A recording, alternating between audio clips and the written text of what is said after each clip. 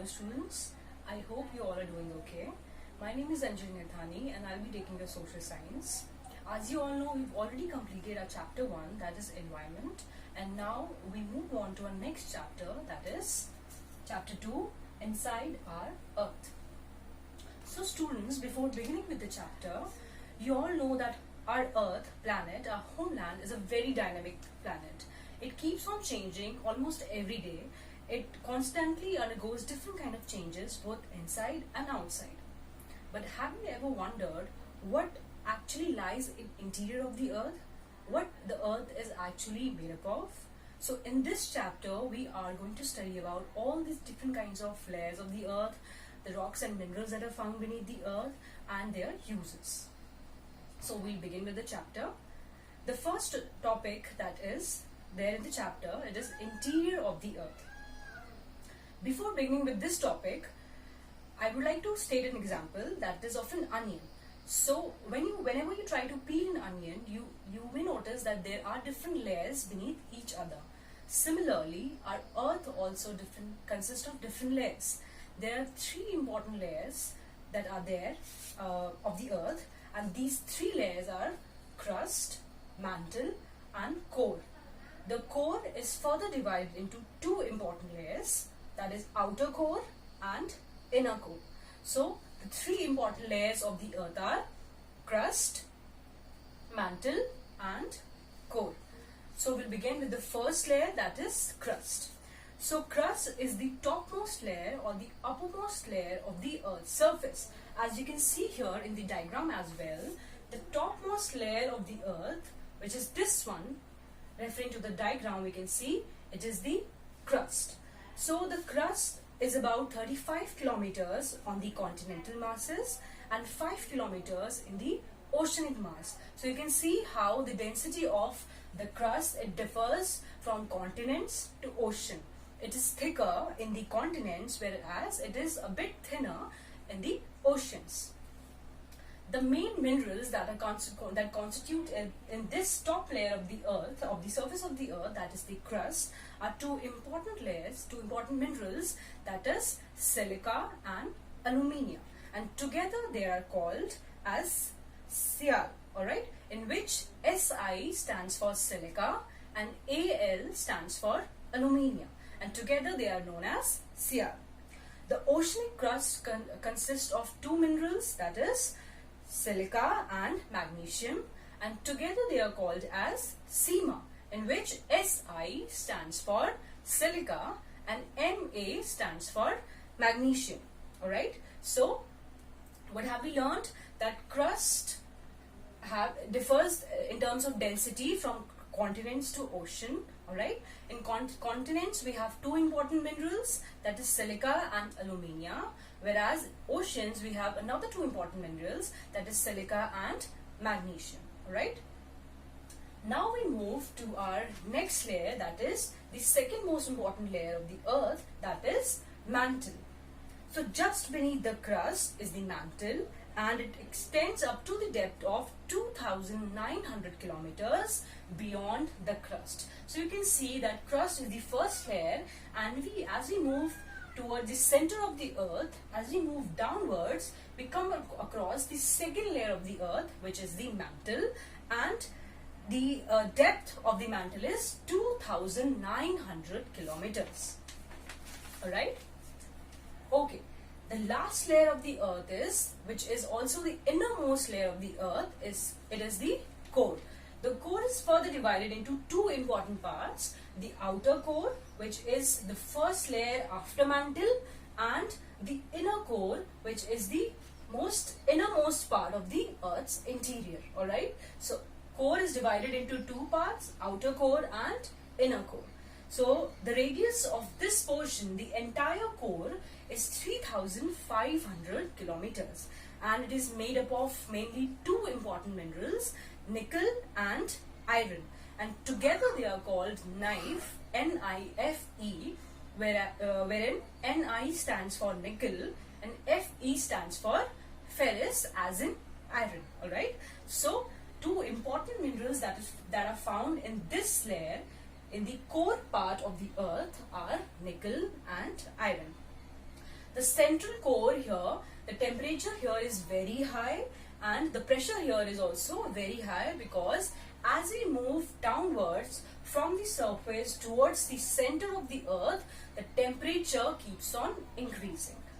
Alright, so this was our first topic, that is interior of the earth, in which we learned about the three most important layers of the earth's surface, that is crust, mantle and core.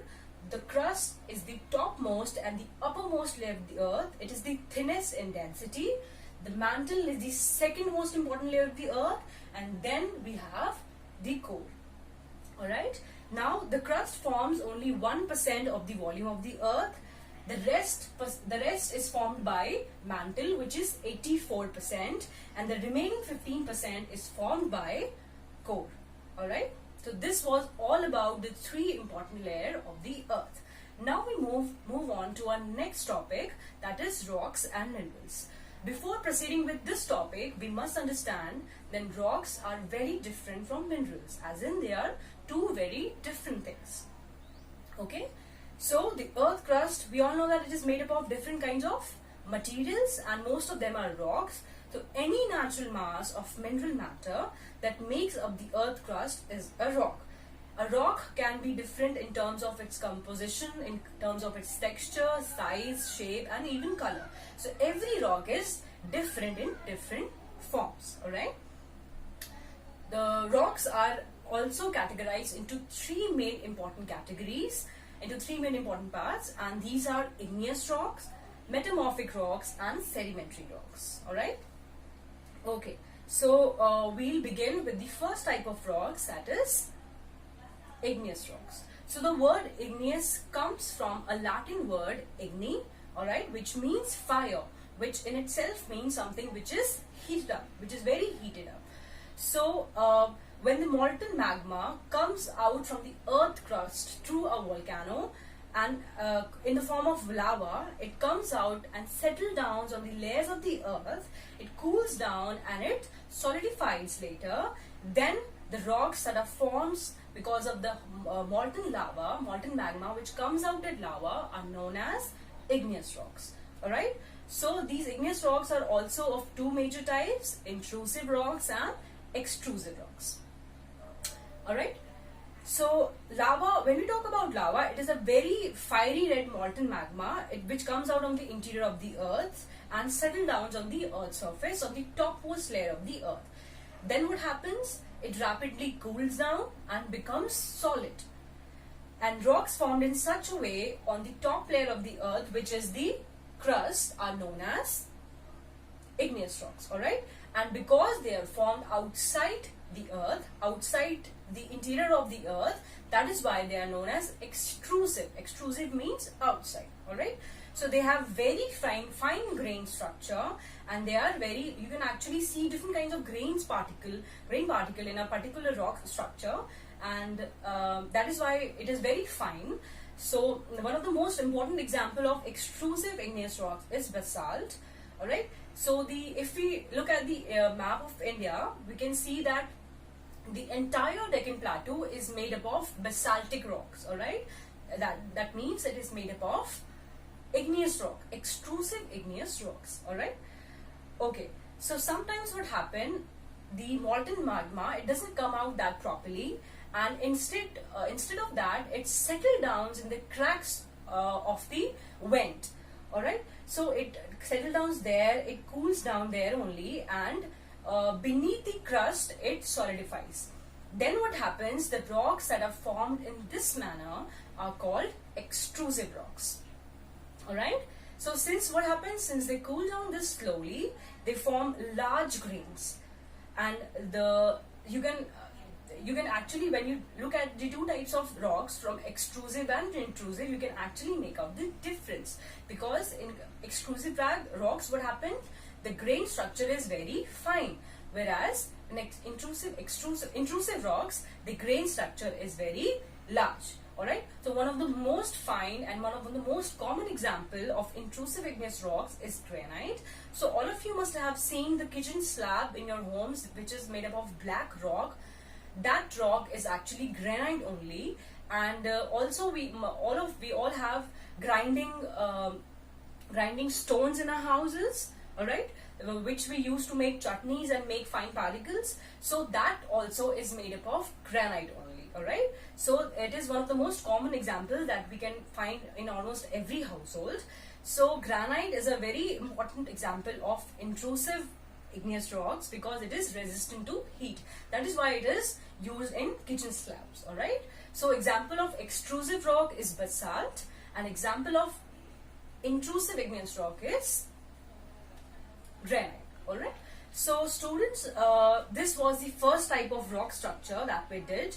Now we'll complete the other two types of the rocks in the next video, all right, which is sedimentary and metamorphic, all right. So this is it for this video. I hope you all are doing fine. We'll continue in the next video. Thank you so much, students.